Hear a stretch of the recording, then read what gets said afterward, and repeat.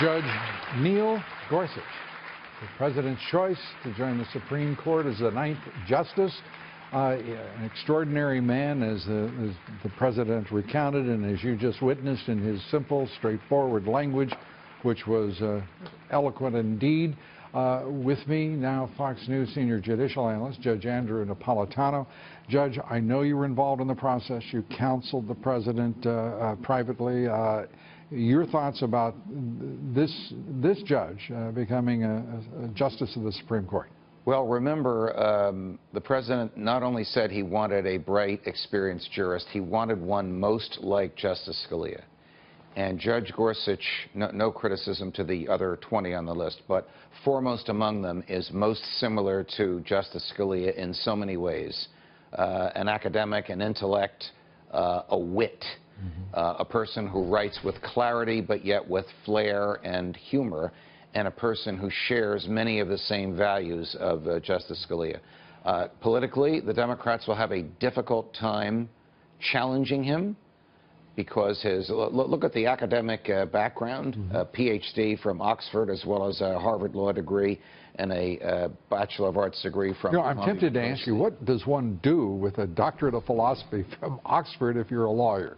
Well, one usually teaches, which Judge Gorsuch also does, I believe, at the University of Colorado, probably in the evening, because he's judging during the day. A person who gets the universal accolades of his colleagues, and a person who, if I might add the reason for my glee, Lou, we know each other for a long time and very well, shares a healthy skepticism for the government, which is something that the president who nominated him also shares, and the justice whom he seeks to replace also shared.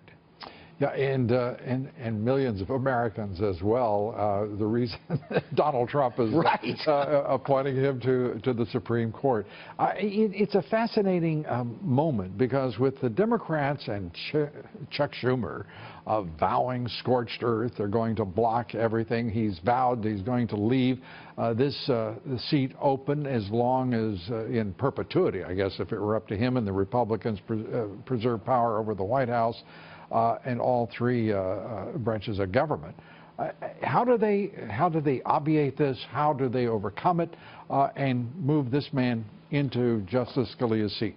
Well, that's really up to the political sophistication of Mitch McConnell, who probably is the greatest craftsman on the planet as we speak, sitting in the United States Senate and knowing how to take advantage of a 4-vote majority, 52 to 48. What he does with the filibuster rule will be the first decision he'll have to make. How critical is it that we're looking at his remarkable background here for Byron White, clerked as he did for Anthony Kennedy, private practice, an extraordinary background. Going back to his academic background, I have to say, I haven't seen a more impressive background. Columbia, Harvard, and Oxford. You mean there's a university that ranks higher than Harvard? Well, I didn't say it ranked higher. I just said it was more impressive.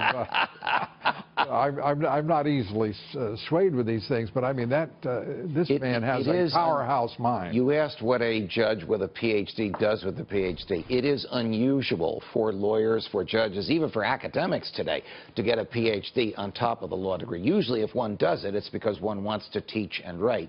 Occasionally, one ends up on a federal appeals court, and he'd be the first, I believe, on the Supreme Court of the United States with a PhD in philosophy. That's